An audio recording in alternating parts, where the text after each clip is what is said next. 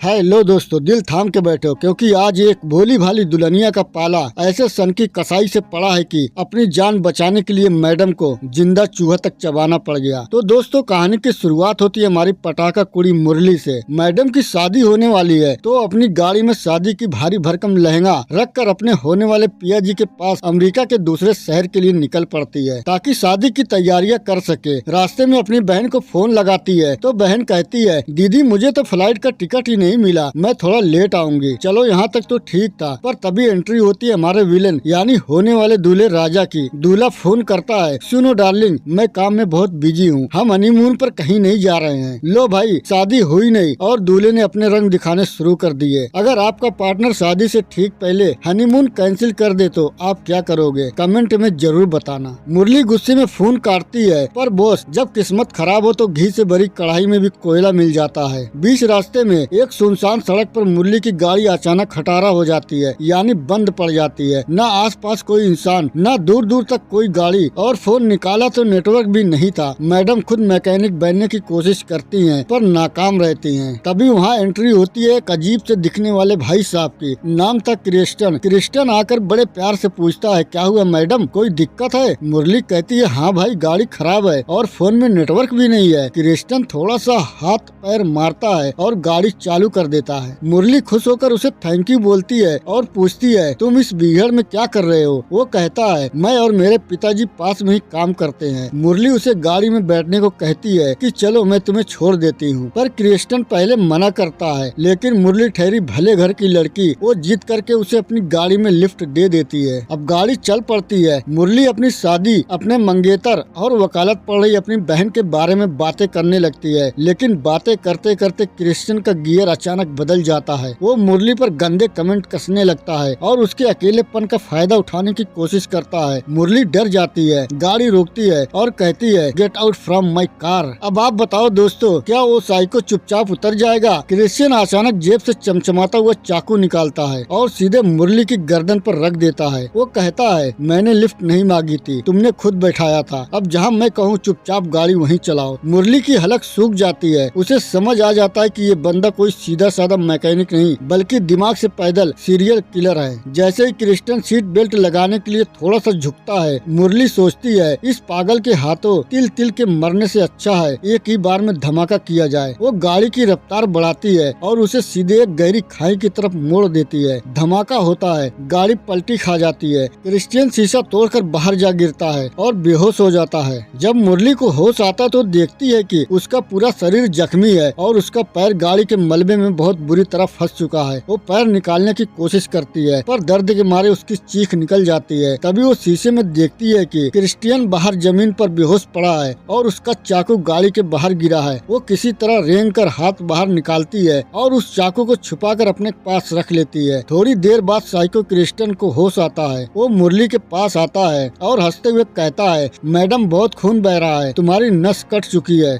और तुम तड़प तड़प कर यहीं मर जाओगी। और वो कमीना उसे वहीं छोड़ जाता है। रात होती है, ठंड बढ़ती है और मुरली दर्द से रोती बिलखती वहीं सो जाती है। अगले दिन सुबह जब उसकी आंखें खुलती है तो चींटियां और कीड़े उसके जख्मों को खा रहे होते हैं। वो उन्हें हटाती है।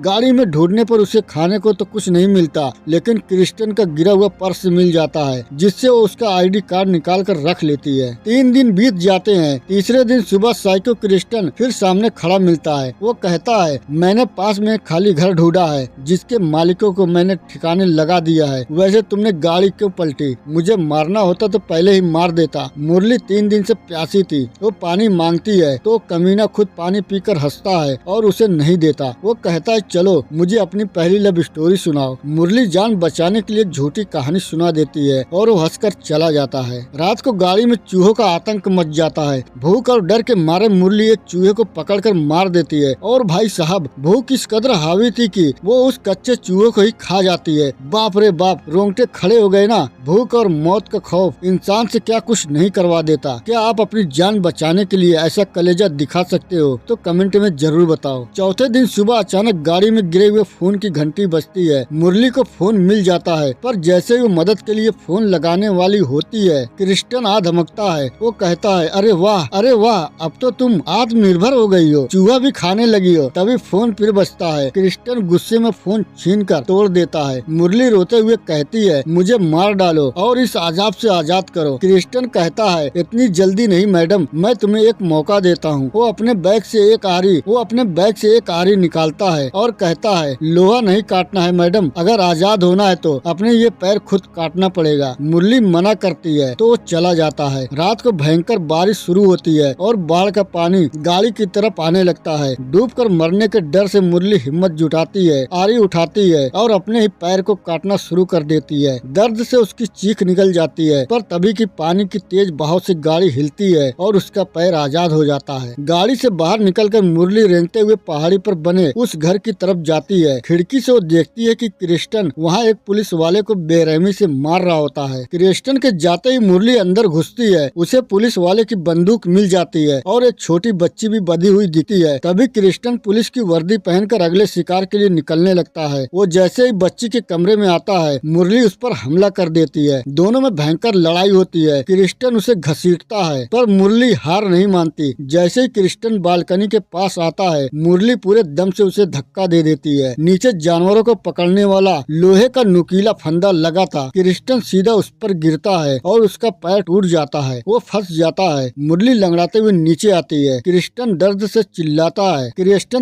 चिल्ला रहा था। मुरली उसी का चाकू उसके हाथ में थमाती है और मुस्कुराते हुए कहती है, मैं इंसाफ पसंद हूँ बाबू, लो अपना पैर खुद काटो और अपनी जान बचा लो। इसके बाद वो बच्ची को लेकर वहाँ से निकल जाती है और वो साइको तड़प तड़प कर वहीं ढेर हो जाता है। तो दोस्तों, कैसी लगी ये धमाकेदार कहानी? वीडियो को लाइक करो, दोस्तों के साथ शेयर करो और चैनल को सब्सक्राइब करना मत भूलना। मिलते हैं अगली वीडियो में। Bye bye, take care, thank you for watching.